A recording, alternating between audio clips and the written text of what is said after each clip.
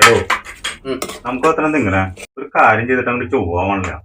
എന്ത് ഉണ്ണിച്ചണ്ടല്ല താറാവിനെ കൊന്ന് കറി വെച്ച് നീ ഇളക്ക് കാര്യം സീരിയസ് ആയിട്ട് പറയുമ്പോ അങ്ങോട്ട് ഒരു എന്നാ നീ പറ എന്നാ നിന്റെ പ്ലാൻ? ഈ താറാവ് പോലെ അറിയാണ്ടാണ് ഈ സാധനം ചട്ടിയിലായത്. നമ്മൾ എന്താണെങ്കിലും ഉണ്ടല്ലോ നല്ലോണം പ്ലാൻ ചെയ്ത് ചെയ്യണം.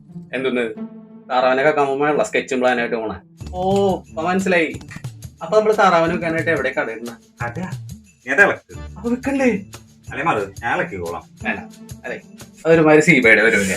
ലാസ്റ്റ് വന്നിട്ട് എല്ലാ ഫ്രെഡ്സും കൂടെ കൊണ്ടുപോകും. ആ പരിപാടി ഇവിടെ നീ എന്നെ അങ്ങോട്ട് ഉണ്ടാക്കാം. താറാവാണല്ലേ? നല്ല മണടിച്ചിട്ടാ ഫുൾ സെറ്റപ്പാണല്ലോടാ. താറാവ്, പൊറോട്ട, ഉപ്പി, എന്റെ അമ്മക്ക് നോക്കട്ടെ. ഇതൊന്നും വിളിക്കട്ടെ എടുക്കാട്ടാ. ചേട്ടാ ചേട്ടാ ഞാൻ കടന്നോ ചേട്ടാ?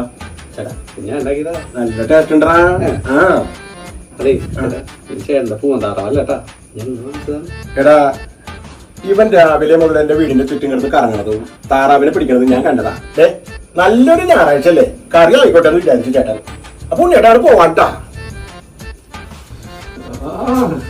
ഈ താറാവിനെ കണ്ടത് ഈ നാട്ടിൽ ആരെങ്കിലും അറിയാൻ പറ്റുണ്ടോടാ? എടാ ആ പൊറോട്ട വേണ്ടല്ലോ.